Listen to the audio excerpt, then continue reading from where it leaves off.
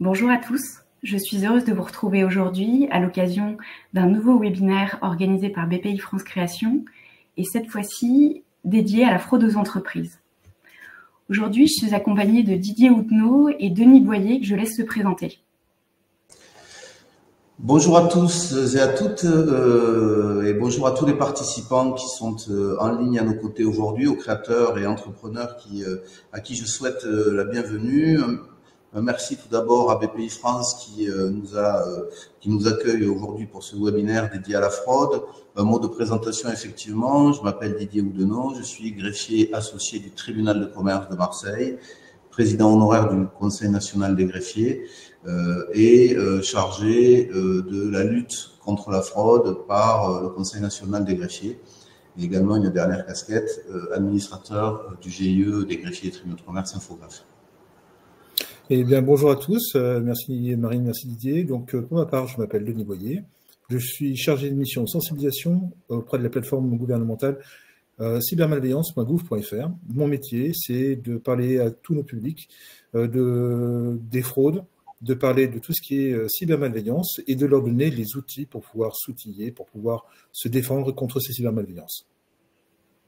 Merci. Je terminerai le tour de table en me présentant. Je suis Marine Sodreau, juriste en charge de la rédaction de contenu sur le site de BPI France Création, qui est le site de BPI France consacré aux créateurs d'entreprises, qui aborde principalement des sujets d'ordre juridique, financier. Vous pouvez aussi créer votre business plan en ligne. Voilà, je suis en charge de rédaction de contenu sur ce site. Avant d'attaquer le sujet, je souhaite aborder quelques détails pratiques. Le webinaire durera 1 heure, 45 minutes seront consacrées au sujet de présentation, s'en suivront 15 minutes de questions-réponses. Vous pouvez poser vos questions via l'onglet « Questions », il est situé en bas à droite de votre écran et matérialisé par une icône point d'interrogation. L'onglet « Chat » est lui principalement dédié aux questions d'ordre technique. Enfin, le replay et le support du webinaire seront rapidement disponibles sur le site de BPI France Création.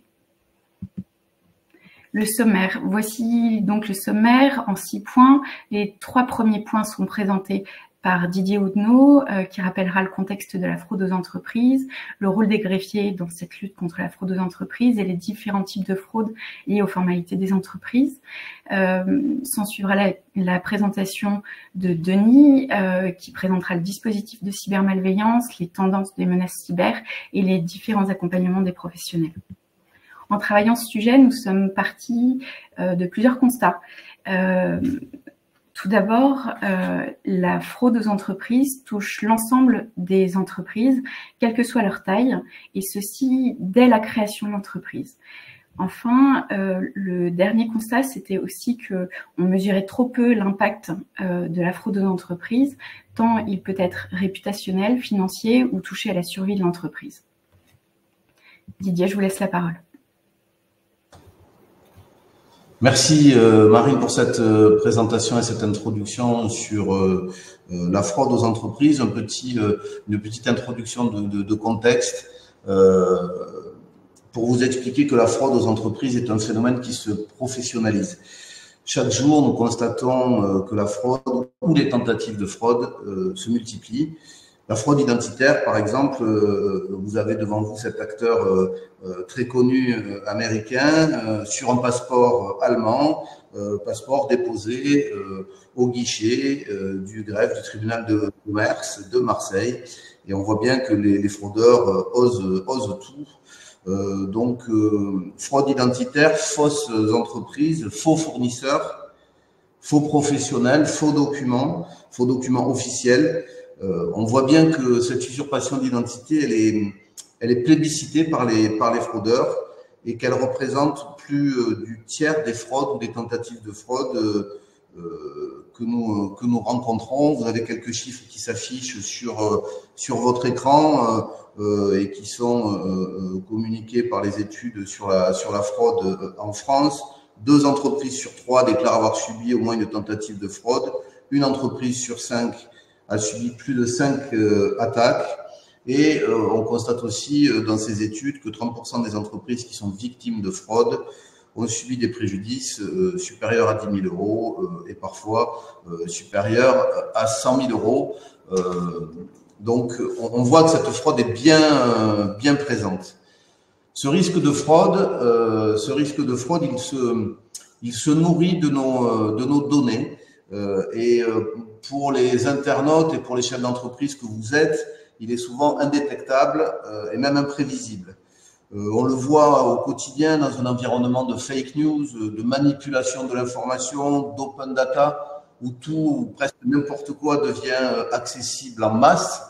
On a besoin d'une information contrôlée, d'une information enregistrée, authentifiée et certifiée. Et tout ça est devenu primordial pour l'État, bien entendu, mais aussi pour les entreprises et pour les entrepreneurs que vous êtes et qui nous écoutez aujourd'hui. Cette fraude identitaire, cette criminalité financière, elle est engagée par ces cybercriminels, bien souvent à la suite de pertes ou de vol de vos documents d'identité. Alors, Denis en parlera tout à l'heure, du hameçonnage, du phishing, par le piratage des ordinateurs ou d'un smartphone, mais aussi par les sites internet sur lesquels sont présentes un certain nombre d'informations qui sont enregistrées sur le net et qui permettent aux fraudeurs d'utiliser ensuite ces informations, on va le voir. Donc, cette notion aujourd'hui de spectre de la fraude s'élargit, notamment avec l'accès aux données ouvertes, avec l'accès en open data qui va permettre aux fraudeurs d'augmenter leur périmètre d'intervention et surtout la pertinence et la qualité des informations qu'il va pouvoir recueillir, et notamment en matière d'usurpation. Et je le disais, la victime, la victime ou les victimes que vous pourriez être ne sont même plus conscientes en fait de cette usurpation d'identité. Bon, je vais essayer de voir si j'avance bien dans le PowerPoint, pardonnez-moi. L'idée, en fait, c'est d'accéder à une information pour vous, chef d'entreprise, qui va être fiable, qui va être certifiée pour vous permettre d'entreprendre en confiance, parce que cet entrepreneuriat confiant, il est essentiel dans votre quotidien. Et pourquoi j'interviens aujourd'hui? Justement parce que ces missions de contrôle vont être au cœur de la mission du greffier. On parle d'ailleurs pour les greffiers aujourd'hui d'une activité de police économique des greffes qui va être au service justement de cette sécurité juridique et au service de la transparence de la vie économique. Donc, un mot, si vous voulez bien, sur le greffier, sur mon métier. Le greffier, il est officier public et ministériel. En fait, ça veut dire qu'il est nommé par le ministre de la Justice. Il est membre du tribunal aux côtés des juges. C'est pour ça que derrière moi, vous voyez une robe de greffier. Donc, ça montre cette appartenance à la juridiction. Et puis, il est au cœur de cette juridiction économique, au service des justiciables et au service au quotidien des entreprises. Donc, ce qui est important de comprendre dans cette fonction, c'est qu'on est donc à la croisée d'un monde judiciaire et en même temps d'un monde économique. Et on va exercer dans l'ensemble du territoire national, en métropole, mais aussi en outre-mer, des missions de service public au profit donc de la justice économique et des entreprises. Le greffier, dans ses missions, est chargé de la tenue du registre du commerce et des sociétés, le registre du commerce et des sociétés, mais aussi d'autres registres d'information légale, comme le registre des sûretés mobilières ou le registre des bénéficiaires effectifs, qui va constituer en quelque sorte des outils qui vont être essentiels au contrôle et à la transparence de la vie économique. Retenons au-delà de ces missions également que le greffier est assujetti aux obligations de lutte contre le blanchiment de capitaux et le financement du terrorisme. C'est une définition du Code monétaire et financier qui nous conduit désormais vers ces nouvelles missions. Donc, quel est notre objectif à travers la tenue de ces registres et plus précisément le registre du commerce et des sociétés? C'est de permettre aux créateurs que vous êtes, aux chefs d'entreprise que vous êtes, d'accéder à une information fiable, une information certifiée. On entend souvent que le registre du commerce et des sociétés est une sorte de pilier de l'écosystème entrepreneurial français, avec, et c'est important de le noter, des effets juridiques qui sont importants, notamment l'attribution de la personnalité morale pour les sociétés, la présomption de commercialité et l'opposabilité de toutes les mentions qui vont être portées au registre sur les déclarations que vous, chef d'entreprise, vous allez opérer. Donc, le chef d'entreprise fait des déclarations et le greffier, lui, a pour charge, a pour fonction d'assurer ce contrôle des formalités. Et donc, on regarde notamment de l'augmentation de la fraude qu'on constate.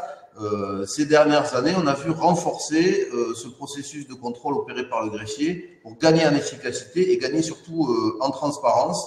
Donc, l'objectif a été d'étendre la capacité de contrôle et de certification du greffier avec deux objectifs importants qu'il convient de noter. Le premier, ça va être de resserrer le plus possible les maillons de la chaîne contre la criminalité financière et en même temps vous permettre, vous, entrepreneurs français, d'accéder à une information fiable, une information certifiée qui va vous permettre d'accroître la sécurité dans vos relations d'affaires. Parce que c'est ça l'enjeu. Entreprendre en confiance, c'est aussi assurer la sécurité dans vos relations d'affaires. À qui vous aurez affaire au quotidien et à quelle information vous pourrez faire confiance dans les informations qui vont vous parvenir. Donc, les différents types de fraude, maintenant, pour avancer dans ce timing contraint, le préalable, c'est de comprendre bien ce que c'est la carte d'identité. On me demande souvent, mais est-ce qu'on peut finalement comparer votre cabis à une carte d'identité d'un particulier? Moi, je dirais que c'est assez comparable. Comme l'officier d'état civil de votre mairie va réceptionner les déclarations, va établir des actes d'état civil, la déclaration de mariage, de naissance. Mais le greffier, lui aussi, c'est un officier public, je le disais, nommé par le ministre de la Justice, et il va être délégataire de la puissance publique de l'État, et il va, au nom de l'État, conférer l'authenticité aux actes de sa compétence. Ce qui veut dire que le greffier, lui, va délivrer des actes qui sont contrôlés par lui, authentifiés par lui et certifiés par lui. Ça, c'est très important, et ça démontre d'ailleurs que le greffier n'est pas un agent passif dans son action, et on le comprend aisément. Ce combat contre la fraude va nécessiter une information fiable, certifiée, et c'est devenu, cette information fiable et certifiée, essentielle dans votre quotidien d'entrepreneur, et c'est au cœur des missions qui sont les nôtres. On parle d'ailleurs des greffiers avec cette notion de police économique, mais je crois que j'en ai déjà parlé. Donc, le greffier va exercer au quotidien le contrôle des déclarations qui sont effectuées par vous, chef d'entreprise. Tant au regard des actes et des pièces qui vont être déposées, on va contrôler ça au regard des règles qui sont propres aux entreprises qui sont soumises à l'immatriculation au registre du commerce. C'est sous notre responsabilité qu'on va effectuer ces contrôles et on va faire des contrôles de régularité de la demande qui va nous être soumise. Donc, un mot pour comprendre le cabis que vous avez dans les mains au quotidien, pour vous dire que le cabis va contenir de nombreuses informations. L'extrait du registre du commerce, vous allez y retrouver la dénomination, vous allez trouver le numéro sirène, c'est le numéro à 9 chiffres qui est inscrit dans ce cabis. Un code APE aussi, le code APE, c'est les principales activités de l'entreprise. Ça permet d'identifier la branche principale de votre activité, la forme juridique, bien entendu, le montant du capital social. Là aussi, nous allons vérifier ce capital social par les attestations qui nous sont fournies, les adresses du siège social ou des établissements de l'entreprise qu'on va également contrôler, et puis l'identité des dirigeants, puisqu'on parle d'identité, de fraude identitaire beaucoup en ce moment, l'identité des dirigeants, des commissaires aux comptes par exemple, ou dans certains cas, et dans certaines sociétés, les associés. Donc, On comprend que le registre du commerce et le CABIS qu'on vous délivre est une source importante d'informations vérifiées, contrôlées par plus de 2000 greffiers et collaborateurs sur l'ensemble du territoire. Alors, on va arriver un petit peu dans ces sujets de fraude. Il faut aujourd'hui comprendre que comme vous avez des faux papiers, des faux passeports, il y a aussi en fait la carte d'identité, le CABIS, et le fraudeur, lui, il va avoir un intérêt d'utiliser en fait un document officiel pour frauder et pour engager des actions de fraude. Je vais essayer de vous présenter 2 ou 3 méthodes de fraude qu'on peut constater régulièrement. La première fraude, c'est une fraude assez classique pour créer une fausse entreprise avec une vraie immatriculation au registre du commerce, avec un vrai CABIS. Là, on va tout simplement recevoir, vous l'avez vu tout à l'heure avec cet acteur américain qui était en première page, recevoir, mais elles sont mieux faites évidemment, recevoir de fausses pièces d'identité, de fausses attestations de dépôt de fonds, de fausses adresses déclarées. Là, l'objectif en fait du fraudeur, c'est une fraude fiscale, une fraude sociale, créer de faux salariés, par exemple, pour obtenir des aides d'État, faire de la fraude à la TVA, ou proposer aux particuliers tout simplement de faux services ou des fausses prestations. Là, les greffiers vont travailler constamment pour améliorer ces outils de contrôle et de fraude documentaire. Nous travaillons avec des outils qui s'appellent DocVerif, qui nous permettent d'aller vérifier les cartes d'identité, les passeports qui nous sont fournis. Mais on comprend bien que la dématérialisation des déclarations et des documents va complexifier en fait le contrôle qu'on va opérer. C'est pour ça que nous formons beaucoup les collaborateurs des greffes. Et puis, il y a aussi cette bonne connaissance du tissu local qui va nous alerter en fonction des déclarations qui peuvent nous être faites. Et ça, c'est un élément local qui est très important. Le tissu économique local, cette bonne connaissance par les greffiers et leurs collaborateurs est très importante. Deuxième cas, par exemple, d'usurpation d'identité avec une vraie carte d'identité. Donc là, c'est une carte d'identité qui a été volée, usurpée. J'en parlais tout à l'heure sur les réseaux. Au moment où vous allez à l'hôtel et où on fait la photocopie de votre carte d'identité. Enfin, il y a plein d'occasions où on vous demande vos cartes d'identité. Mais en fait, les fraudeurs vont récupérer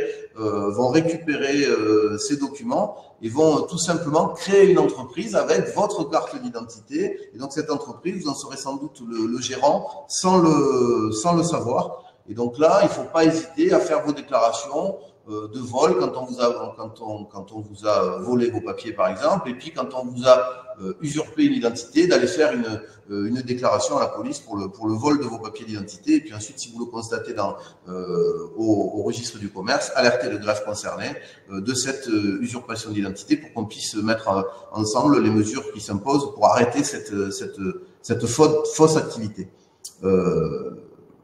Autre fraude qu'on peut citer aujourd'hui, alors je ne sais pas si j'avance un peu, mais je reviens sur cette slide. En fait, les sociétés, autre fraude, les sociétés peuvent elles aussi se faire voler leur identité. On appelle ça la fraude au CABIS. Tout simplement, là, le fraudeur va déposer une déclaration à l'aide de faux documents qui ont l'apparence de vrais, tels que des faux PV d'Assemblée Générale ou de fausses cessions de parts, qui vont entériner le changement d'un dirigeant ou d'un gérant au profit d'une tierce personne qui, elle, sera usurpée. Donc, on va tout simplement changer le dirigeant de la société avec une fausse identité pour prendre la main sur la société. Et le but, en fait, de cette manœuvre va être d'obtenir un faux CABIS, ou plutôt de prendre la main sur une vraie entité avec un faux CABIS désormais, pour obtenir par exemple des établissements de crédit ou des autres organismes financiers, des financements. Donc là, le fraudeur ne s'y trompe pas. D'ailleurs, il va aller chercher des entreprises qui vont bien et il va aller usurper la direction de cette entreprise par une fausse déclaration. Donc on comprend qu'au quotidien, le contrôle de ces informations par le greffier va être indispensable à la sécurité juridique et toute l'importance de la confiance qu'on va accorder justement à ce CABIS.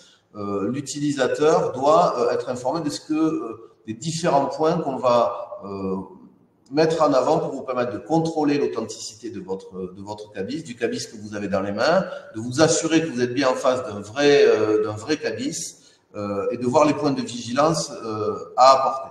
Je vais accélérer parce que je vois que le temps passe très vite.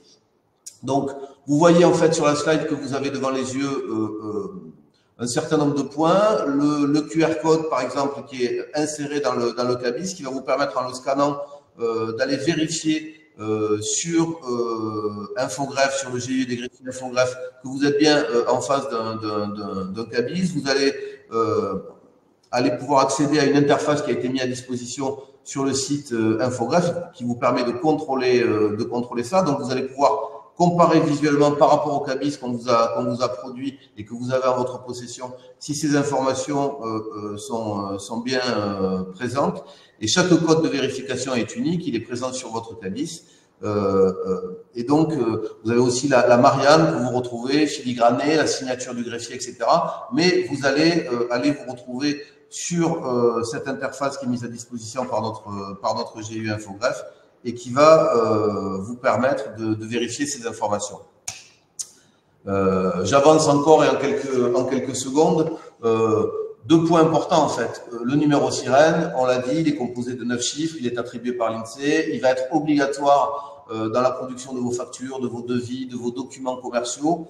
C'est particulièrement important. Et puis, à côté de ça, avec ça, puisque vous retrouvez le numéro sirène dans le CABIS, votre carte d'identité officielle de l'entreprise qui va être délivrée par le greffier après l'inscription au registre du commerce, qui va vous être envoyée automatiquement par le greffe ou par Infogreffe lors de votre formalité et qui va être accessible et consultable par tous. Et c'est ça qui garantit cette transparence. Je vois les questions, mais je vais y répondre tout à l'heure, qui défilent. Je dois aussi vous présenter une autre typologie de fraude, c'est la fraude au faux registre. Là, vous avez devant vous quelques exemples, et il y en aurait beaucoup d'autres à vous présenter. Il s'agit de faux registres. On voit le registre des SCI, le registre des sociétés européennes, le registre d'enregistrement des auto-entreprises. On en a même un qui s'appelle le RSI, qui n'a aucun rapport avec le régime social des indépendants, qui collecte, vous le savez, les charges sociales, mais en fait le répertoire des sociétés indépendantes. Donc retenez un truc, c'est pas obligatoire, c'est pas nécessaire. L'objectif de ces registres ou de ces annuaires, c'est censé donner de la visibilité à votre entreprise. Alors soyez attentifs, c'est souvent écrit en tout petit. Dans les conditions générales, l'objectif en fait est de tromper la victime, le chef d'entreprise que vous êtes au moment de votre création d'entreprise. Et on va vous envoyer un courrier qui semble officiel et qui va vous demander de payer quelques centaines d'euros et vous inviter à réaliser des démarches administratives complémentaires. Donc tous ces répertoires, ces faux registres, c'est le Canada Drive, pardon pour la pub, d'ailleurs je ne sais même pas si ça existe encore, le Canada Drive, de registres légaux. L'idée c'est de vous donner l'apparence de la légalité. Souvent ça peut ressembler aussi à des avis de mise en paiement, ça va reprendre les symboles de l'État, de l'administration, les couleurs, etc. Mais retenez que ce sont des démarches qui ne sont pas obligatoires. Et ce coût d'ailleurs qui vous est demandé, souvent quelques dizaines ou centaines d'euros, l'idée en fait c'est que derrière vous n'allez pas faire de recours parce que vous allez considérer que ces sommes sont pas suffisantes pour engager une action judiciaire. Et donc ne vous faites pas avoir par ça. Ce sont des fraudes qui sont courantes à l'immatriculation. Vous allez recevoir des courriers chez vous, etc. Donc on vous invite de toute façon à être très vigilant, à ne pas répondre ni à payer ces invitations. Et vous allez retrouver sur le blog Infogreffe, myinfogreffe.fr, répertoire des arnaques, ces arnaques au faux registre qui sont répertoriées sur ce blog et qui vous expliquent la typologie de ces arnaques. Donc je vous invite aussi à aller consulter ces documents. Pour conclure et pour essayer de tenir le timing, je pense que j'y suis, on m'a posé ces questions-là sur l'accès au CABIS gratuit par le chef d'entreprise. Le GIE Infogreffe, sous l'impulsion du Conseil national des greffiers, a créé un accès spécifique qui s'appelle Mon IDNOM. C'est mon identité numérique. Qu'est-ce que c'est mon IDNOM? Tout simplement, c'est une identité numérique pour les entreprises. C'est un service d'authentification qui est gratuit, qui est sécurisé et qui va être juridiquement opposable. Il va vous permettre d'engager un certain nombre d'actions. Et au travers de ce site, on vous propose à vous, chef d'entreprise, d'accéder gratuitement à votre extrait du registre du commerce, à ce fameux extrait CABIS. Et là, vous serez sûr d'ailleurs qu'il est juste et que c'est un document officiel. C'est un accès gratuit aussi à un indicateur de performance qui vous permet d'analyser les performances de votre entreprise et qui vous permettra de vous authentifier sur le tribunal digital et engager des actions devant le tribunal de manière complètement dématérialisée. Voilà. Alors, j'ai essayé de tenir mon tempo en quelques minutes. Voilà ce que je voulais vous dire pour vous sensibiliser à ces risques de fraude qui sont réellement présents et pour vous donner ces clés pour bien réagir au quotidien et entreprendre en confiance. Merci pour votre attention. Merci Didier. À vous, Denis. Oui, donc bonjour à tous. Merci beaucoup Didier pour toutes ces informations donc à destination des entrepreneurs et entrepreneuses. Pour ma part, je vais essayer de compléter ce qu'a dit Didier en vous parlant du dispositif national de sensibilisation, de prévention et d'assistance aux victimes de cybermalveillance qui opère la plateforme cybermalveillance.gouv.fr. Si vous devez retenir qu'une seule URL, c'est celle-ci, cybermalveillance.gouv.fr. Qu'est-ce que c'est? En fait, c'est un GIP qui a été créé il y a 7 ans, qui a été incubé au sein de l'ANSSI. Donc l'ANSSI, l'Agence nationale de sécurité des systèmes d'information, c'est un peu notre papa ou notre maman. On a pris notre indépendance et on s'adresse en fait à 3 publics que sont les particuliers, que sont les entreprises et associations, donc vous, ainsi que les collectivités et administrations. Donc on est venu en complément de l'ANSSI pour parler vraiment à toutes les populations auxquelles personne ne s'adressait ou ne s'adressait trop peu. Et on a 3 missions qui sont vraiment importantes. La première qui est une mission d'assistance. On est là pour aider les gens qui ont été victimes, leur donner des moyens de se défendre, mais également leur donner le bon interlocuteur. Je parlerai de tout ça un petit peu plus tard. Deuxième mission, une mission d'information et de sensibilisation. Moi, c'est mon métier. Mon métier, c'est d'être un évangéliste agnostique à la sécurité numérique. Alors, c'est un titre qui est super pompeux, mais qui veut vraiment tout dire. Je suis là pour parler, pour expliquer quels sont les dangers et comment s'en défendre pour l'ensemble de nos publics.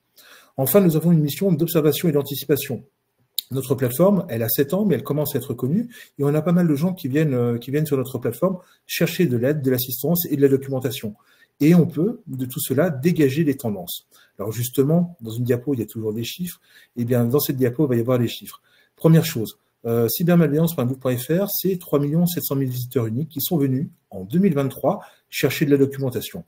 En général, ce sont les gens qui ont posé leurs questions à leur moteur de recherche préféré et qui sont tombés sur l'un de nos contenus, parce que nous sommes des gros créateurs de contenu. Enfin, nous avons eu plus de 280 000 demandes d'assistance. Des gens qui sont venus chez nous et qui ont utilisé notre outil de diagnostic, dont je vous parlerai ultérieurement, et qui leur a permis de catégoriser la menace. Donc, vous voyez, fort de ces 280 000 demandes d'assistance, on arrive à dégager des tendances en matière de cybermalveillance. Quand je vous parlais d'assistance, l'assistance, c'est pas uniquement d'ordre documentaire. On est là aussi pour permettre à des professionnels, à des particuliers, à des collectivités territoriales d'avoir les bons intervenants sur le système d'information. C'est pour cela que nous avons plus de 1200 prestataires référencés de proximité et ainsi que 200 labellisés experts cyber qui sont là pour vous, entrepreneurs, donc vraiment dans la sphère professionnelle.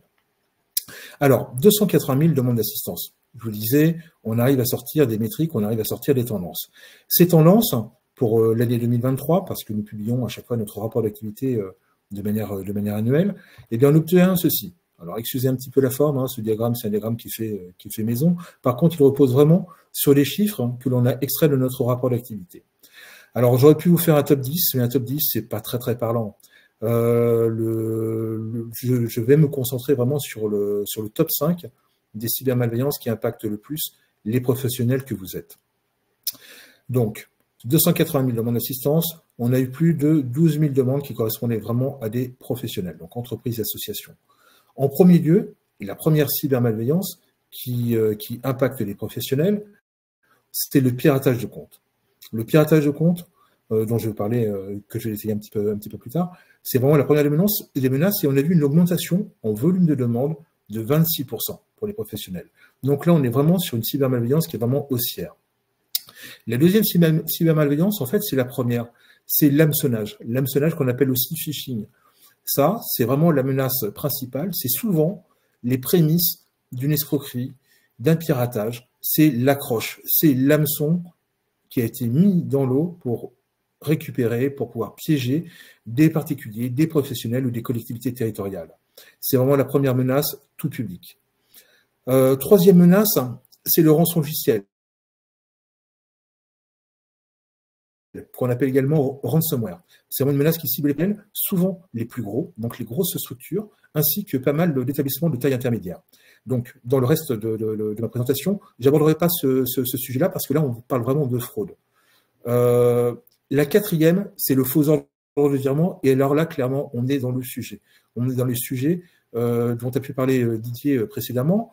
Et c'est vraiment quelque chose dont je dois vous parler et sur lequel, justement, je m'appesantirai un petit peu plus tard parce qu'on a vu une augmentation qui est énorme du faux ordre de virement. En volumétrie, en 2023, on a eu plus 63% par rapport à l'année précédente. Donc ça, c'est vraiment un phénomène majeur qui risque de vous toucher, surtout lorsque vous êtes en période de création d'entreprise. Et enfin, la dernière cybermalveillance, c'est la violation de données. Alors la violation de données peut vous concerner ou pas. Souvent, c'est le fait pour un utilisateur, pour un client, pour un fournisseur, de mettre ces données personnelles ou professionnelles dans un système de traitement automatisé de données, on va dire un site internet. Et ce site, par exemple, se fait pirater. Et là, il se retrouve avec toutes ces données dans la nature et aux mains de cybermalveillants qui vont pouvoir utiliser, qui vont essayer de rentabiliser. Parce qu'il ne faut pas oublier que les cybercriminels, leur objectif premier, c'est de faire de l'argent. De faire de l'argent avec vos données, de faire de l'argent en utilisant vos données, en usurpant votre identité. Voilà, c'est vraiment la première des motivations. Donc voilà, donc là je vous ai parlé vraiment du top 5 des cybermalveillances qu'on a pu observer sur ces 280 000 demandes d'assistance. Alors je vais détailler un petit peu mon propos parce que quand on utilise ce genre de terme, on ne sait pas forcément ce que cela recouvre. Alors premier terme, le phishing. L'hameçonnage. Donc l'hameçonnage, c'est vraiment le mot français. Et on parle de phishing. Alors c'est du phishing, c'est pas du phishing.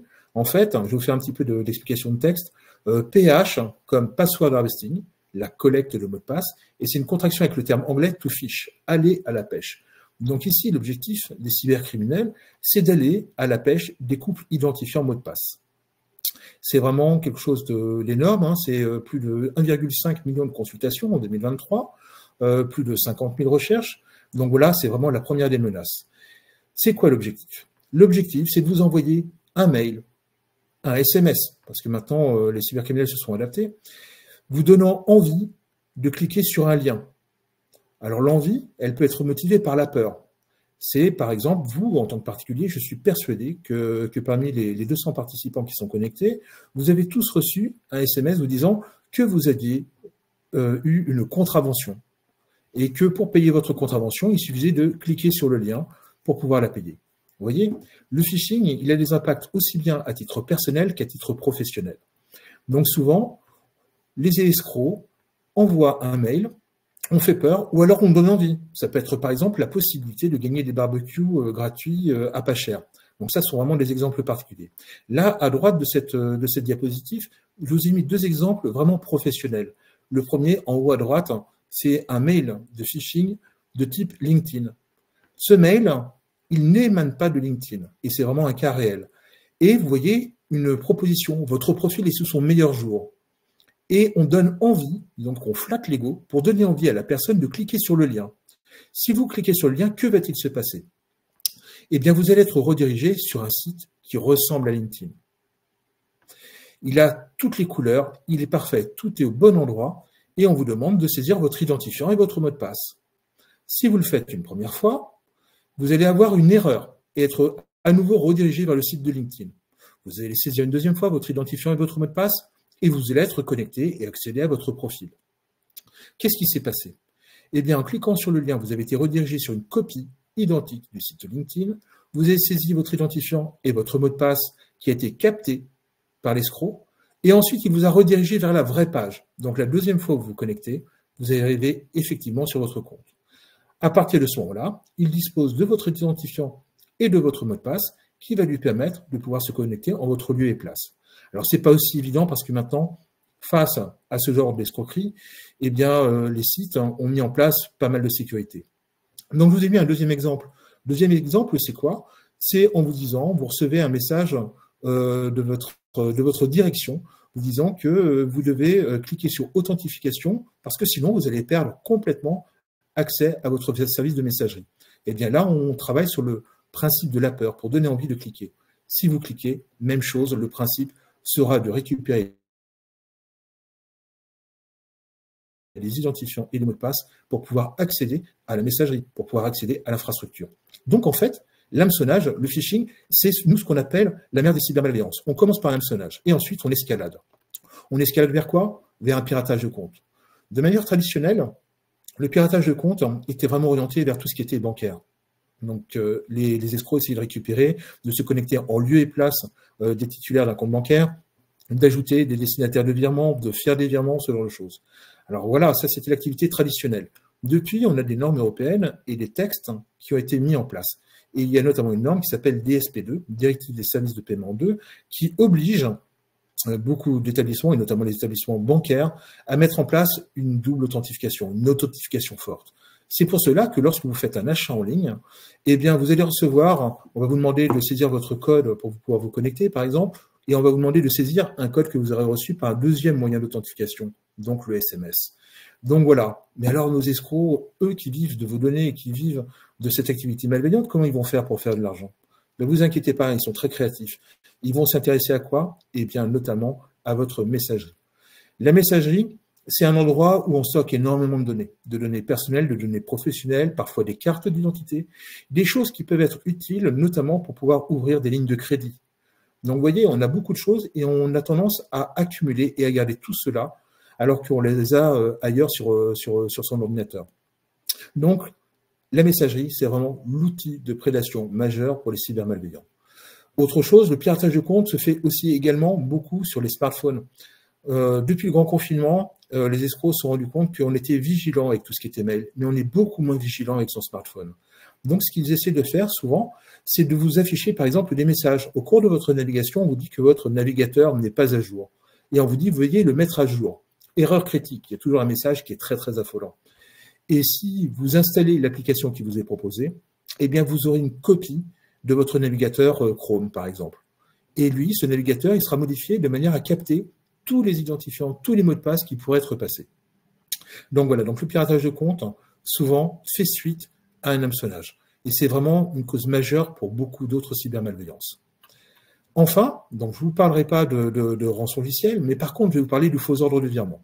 Le faux ordre de virement, c'est plus 63% en matière de volumétrie entre 2022 et 2023.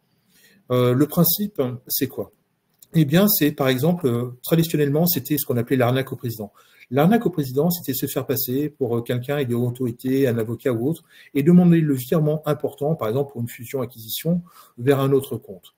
Et on a vu se mettre en place des variations autour de ça. On a notamment l'arnaque au fournisseur. Le principe, c'est que vous recevez un message d'un fournisseur vous disant « Ah, au fait, j'ai changé de coordonnées bancaires. Voici mon nouveau RIB pour le paiement de votre facture. » Eh bien, ça fait peut-être suite à un piratage de messagerie du fournisseur et d'escrocs qui vont envoyer un mail en regardant les éléments envoyés et reçus, en disant bah, « Tiens, il y a un contrat, par exemple, et il y a le paiement d'une somme de 26 000 €, comme dans l'exemple que je vous ai mis sur cette diapositive. » On envoie un RIB, et là, si l'entreprise n'est pas vigilante, eh bien, elle risque d'envoyer l'argent aux escrocs.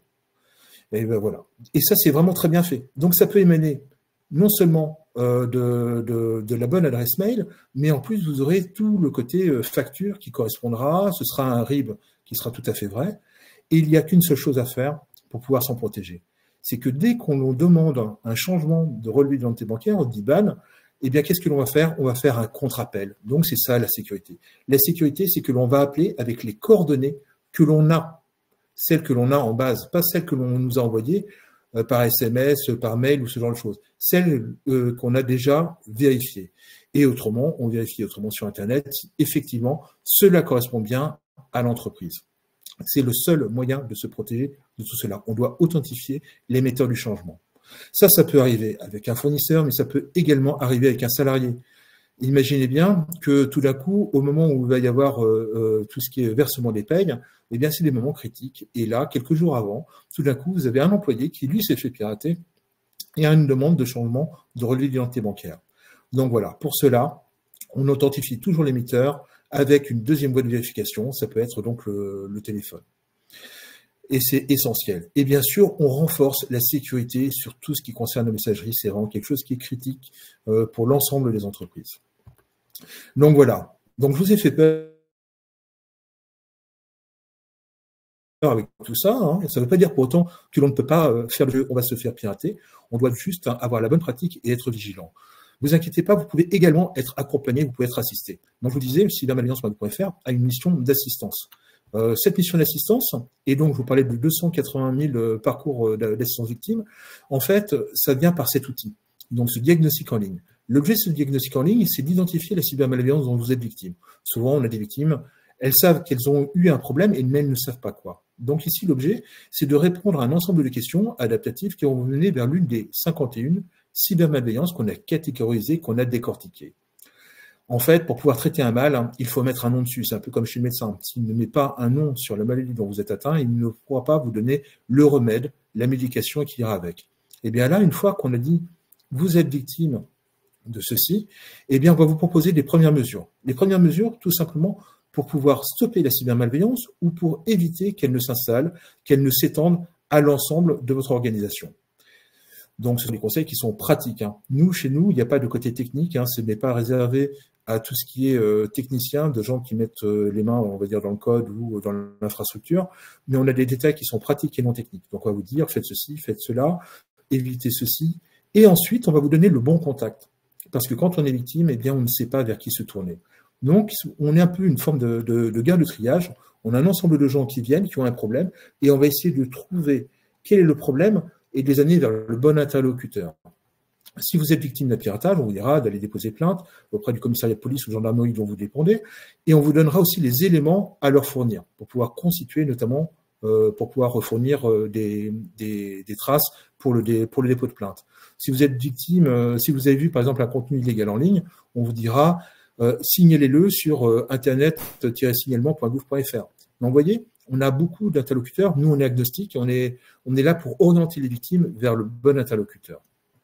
Et enfin, une fois que tout cela est fait, vous pouvez également être mis en relation. Alors, la différence, c'est que vous n'êtes pas obligé d'être mis en relation après avoir fait le diagnostic. Mais si vous le souhaitez et que vous n'avez pas la capacité en interne ou par votre prestataire d'être assisté au moment où vous avez vraiment un gros problème, au moment où vous êtes victime, eh bien, on peut vous mettre en relation vers l'un de nos 1200 prestataires référencés qui sont sur l'ensemble du territoire. Alors, ce sont des prestataires de proximité. Si vous habitez à Nantes, ce sera un prestataire qui sera de la région nantaise. On ne va pas envoyer une boîte parisienne, nous mettre en contact avec une boîte parisienne pour cela. Donc, nous, on fait un peu cette mise en relation. Et cette mise en relation, alors je vois la question, justement, l'accompagnement de cybermalveillance est-il payant? Nous, notre accompagnement, ou en tout cas les conseils que l'on donne, ce n'est pas payant. Par contre, si vous faites appel à un prestataire, là, nous, on fait la mise en relation et c'est vous qui verrez si vous contractualisez avec lui ou pas. Il n'y a aucune obligation pour cela. Et nous, ce que l'on fera par la mise en relation, eh bien, on demandera au demandeur si effectivement ça s'est bien passé, si le prestataire a bien rempli l'ensemble des conditions, et on demandera au prestataire un rapport d'activité de son action auprès de la victime. Alors bien sûr, il n'y aura pas de données personnelles dans tout ça, parce que l'on n'est pas là pour collecter de la donnée personnelle. Nous, on n'assurera que le suivi de tout ça. C'est les réponses de ces prestataires, c'est 83% qui sont faites en moins d'1 heure. Voilà, donc c'est vraiment un outil qui est réactif. C'est un peu nos pompiers du feu qui sont là lorsque l'on a des victimes qui ont vraiment besoin de quelqu'un pour agir sur leur système. Donc ça, c'est quelque chose qui arrive quand on a été victime. Maintenant, le mieux, c'est de ne pas être victime. Pour ne pas être victime, il y a beaucoup de choses que vous pourrez trouver sur notre site en termes de bonnes pratiques, mais on a mis aussi en place un dispositif qui est un parcours de sécurisation. Ça, c'est vraiment fait pour vous, professionnels. Autant l'outil de diagnostic pour les victimes est ouvert à tous, particuliers, professionnels, collectivités territoriales. Là, ce parcours de sécurisation, il est uniquement pour vous, créateur d'entreprise. Voilà. Le principe, c'est un peu de faire une expression de besoin. c'est vous cherchez quelqu'un qui soit spécialiste au niveau serveur, au niveau hébergement, les postes fixes, nomades, l'infrastructure, et vous ne savez pas vers qui faire appel, parce que souvent c'est difficile de trouver un professionnel, de dire bah oui, mais ce professionnel-là, est-ce qu'il va bien remplir la mission? Est-ce que ce sera quelqu'un de bien, de compétent? En gros, vous faites votre expression de besoin, vous dites de quoi vous avez besoin, et nous, on essaye de vous mettre en relation avec un expert cyber. Les experts cyber, donc, ils sont 200 sur le territoire national, c'est moins que nos prestataires, mais par contre, ils font l'objet d'une labellisation. Donc, et ils vont être testés sur leurs compétences dans leur domaine sur lequel ils concourent. Donc, par exemple, ça va être justement sur l'hébergement, est-ce qu'il a la bonne pratique, est-ce qu'il a la technicité? Et cette labellisation, s'il remplit l'ensemble des conditions, eh bien, effectivement, il sera labellisé. S'il ne remplit pas, eh bien, dans ces cas-là, il devra reconcourir ou il le refera pour essayer d'arriver à tout cela. Cette labellisation, elle est valable 2 ans. Pourquoi elle est limitée dans le temps? Eh bien, tout simplement parce qu'on considère que dans certaines sociétés, un savoir-faire peut être là, et avec le départ de certaines personnes ressources, eh bien, ce savoir-faire s'est perdu. Donc, c'est pour cela que tous les 2 ans, ils vont remettre leur labellisation en jeu. Donc voilà, ceci est disponible sur sécurisation.cybermalveillance.gouv.fr.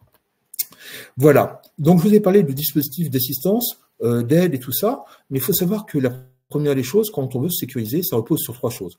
On a besoin de technique. La technique, c'est le matériel, c'est l'ensemble des logiciels qui sont là pour sécuriser votre entreprise. La deuxième, c'est une mesure organisationnelle. On en a parlé un petit peu, notamment au niveau des faux ordres de virement, où on parle d'authentification, où on a des processus à mettre en place. Et la troisième, c'est le facteur humain. Eh bien oui, j'entends trop souvent, en fait, en sensibilisation, que des gens considèrent que l'utilisateur, c'est le problème, celui qui se situe entre la chaise et le clavier. Eh bien non, c'est souvent la solution. Un utilisateur qui est sensibilisé, c'est un utilisateur qui sera le premier maillon contre les cybermalveillances.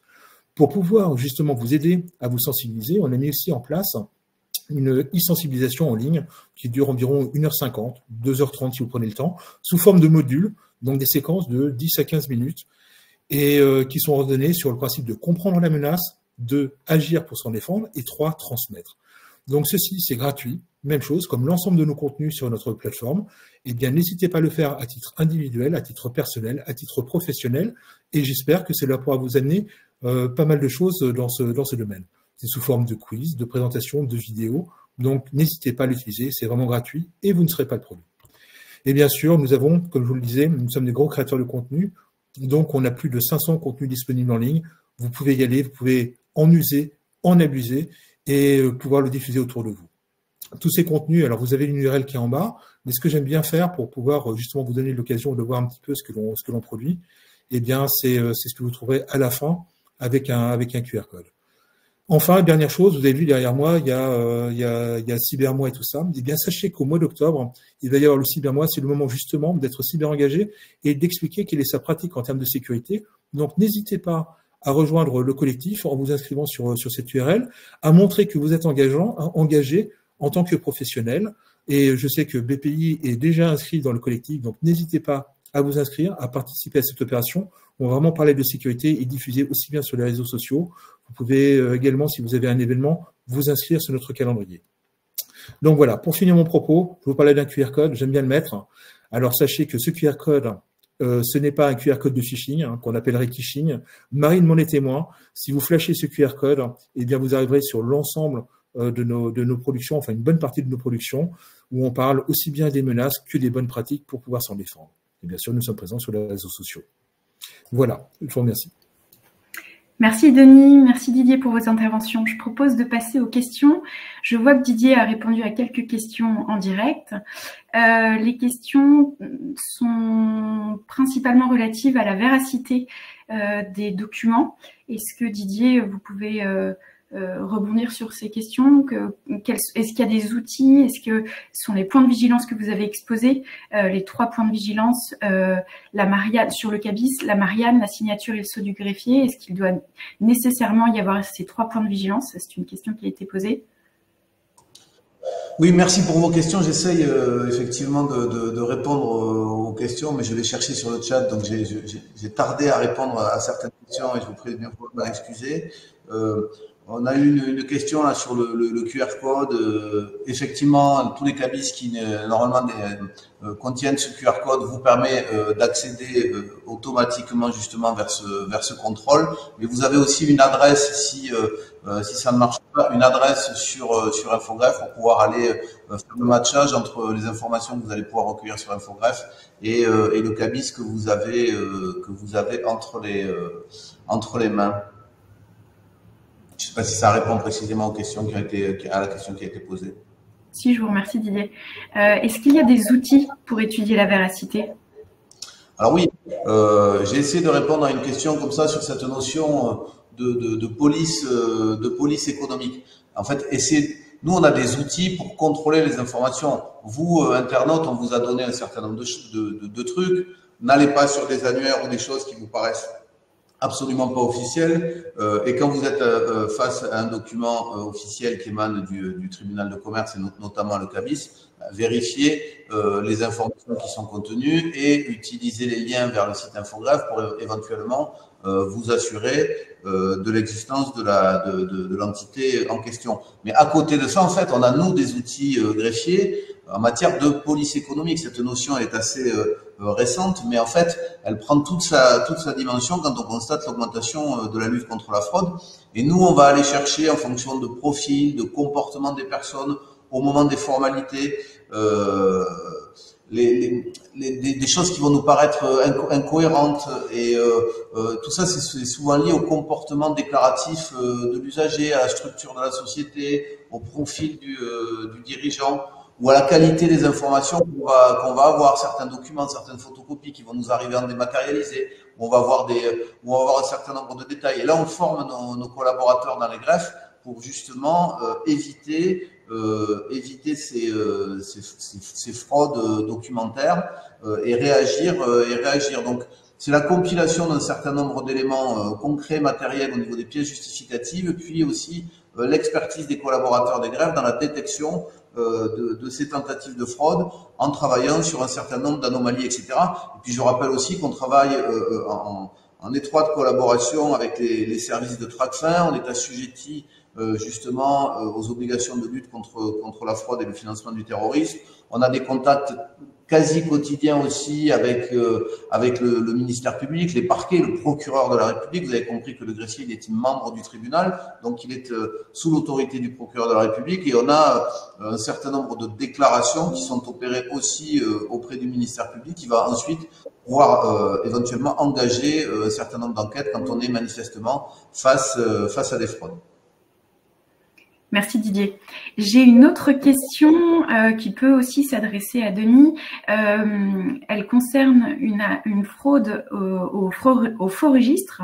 Quels sont les recours et à qui faut-il déclarer la fraude, s'il vous plaît?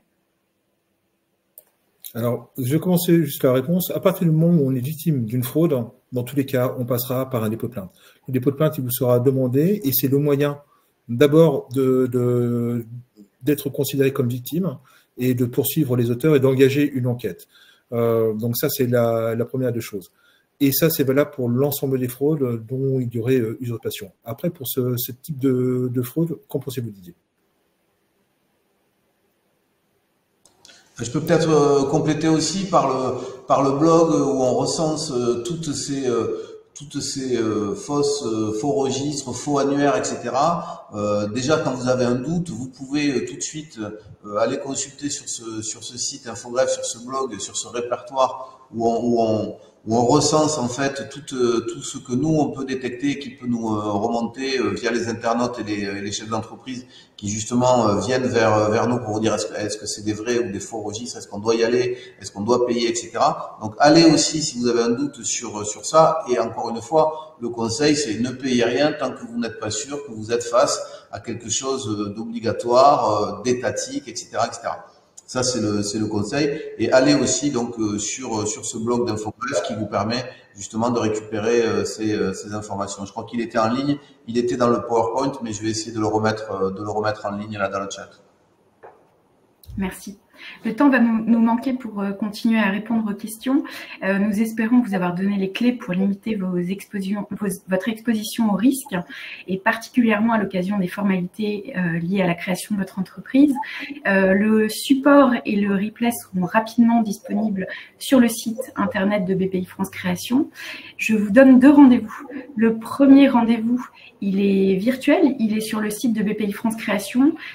Vous y trouverez des informations pratiques, juridiques. Vous pouvez y créer votre business plan notamment et vous abonner à la newsletter hebdomadaire qui arrivera dans votre boîte aux lettres le mardi matin. Et le second rendez-vous, il est physique. Il se passera à l'Accor Arena le 10 octobre prochain. C'est le plus grand rassemblement business de France. Et vous pouvez dès à présent préparer votre venue en vous inscrivant et en vous renseignant sur le programme des différentes masterclass notamment. Je vous invite à vous y rendre. Voilà. Je vous remercie et je vous souhaite une très bonne journée.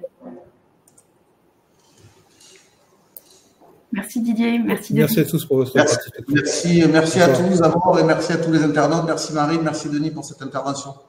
Au revoir. Merci à vous. Au revoir. Au revoir, à bientôt.